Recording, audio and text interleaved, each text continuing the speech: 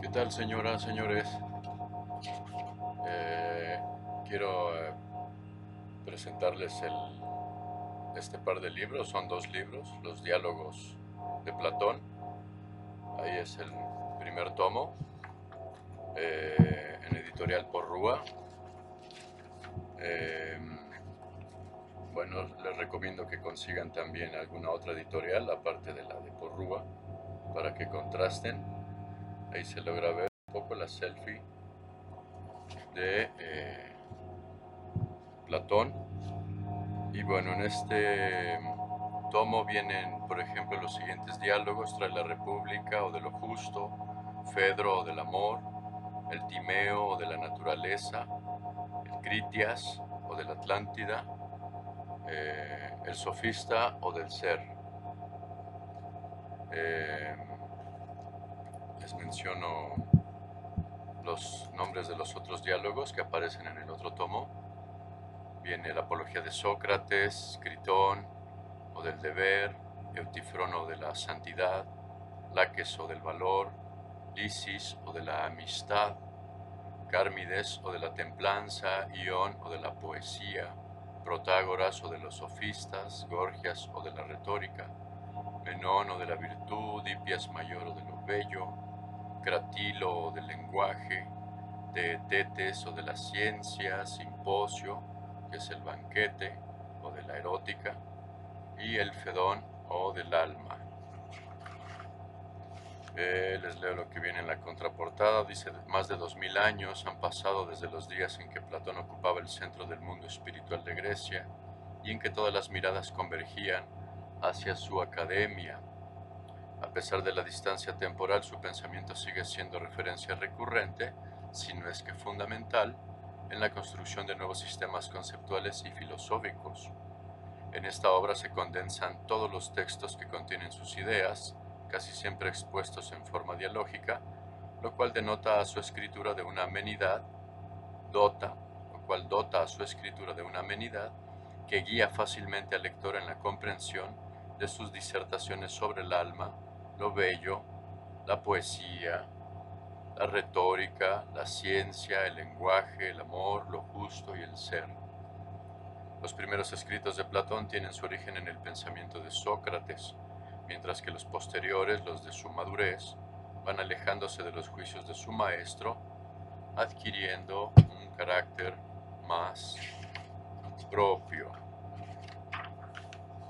Y bueno, trae aquí un estudio preliminar, nada más y nada menos que del gran Francisco Larroyo, este gran estudioso. Y esta edición que yo tengo en las manos es del 2009, relativamente reciente. Bueno, vamos un poco adelante. Eh, por ejemplo, datos biográficos. Dice: Platón, ateniense como su maestro, nace en 427 y muere en 347 antes del cristianismo. Ello es 23 años después de la muerte de Demócrito y 52 después de la muerte de Sócrates. Desciende de noble estirpe, recibe la más refinada educación artística y científica de su tiempo. Sócrates ha influido decisivamente en su vida. Lo aparta de sus aficiones poéticas para llevarlo al campo de la investigación filosófica. Fue el más fiel de sus discípulos y el que mejor ha comprendido al maestro, pero también el más independiente, dice aquí Larroyo. La muerte de Sócrates determina su viaje a Megara, invitado por Euclides. Después visita Cirene y Egipto. Por algún tiempo vuelve a Atenas, en donde inicia con su pluma y su palabra su carrera docente. Hacia el año 390 lo encontramos en la Magna Grecia y Sicilia, ligado al círculo de los pitagóricos, con quienes participa en la cosa pública. El príncipe siracusano Dion lo introduce en la corte del rey de Siracusa, Dionisio el Viejo. Aquí se hace peligroso por su afán de reformas, de hecho, recuerden que lo destierra, lo que determina que lo envíen como prisionero de guerra a Esparta. Por fortuna, un amigo suyo pudo rescatarlo. 2 veces más, en 367 y 361, hace intentos de intervención política en Sicilia, las mismas que fracasa.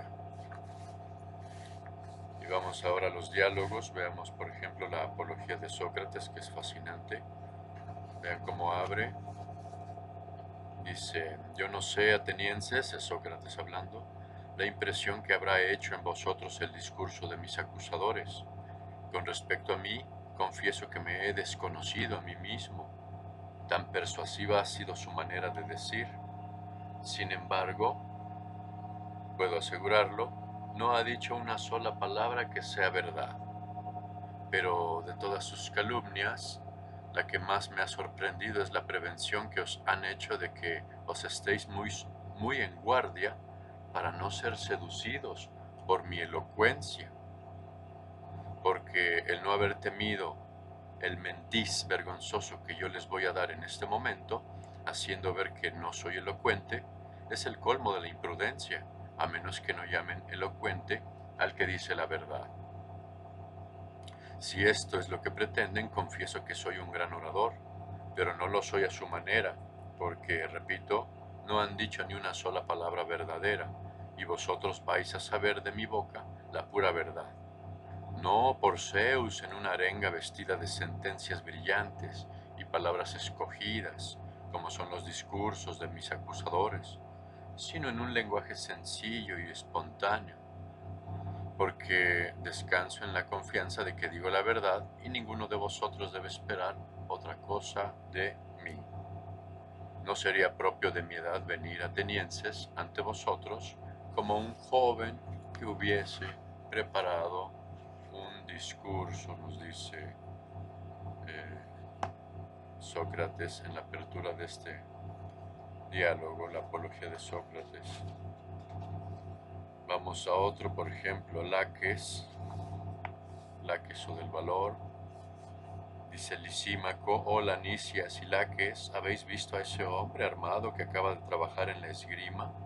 Cuando Melesias y yo suplicamos que vinieses a ver este espectáculo, no os dijimos las razones que nos movían para ello, pero os las vamos a decir ahora, en la persuasión de que podemos hablaros con toda confianza.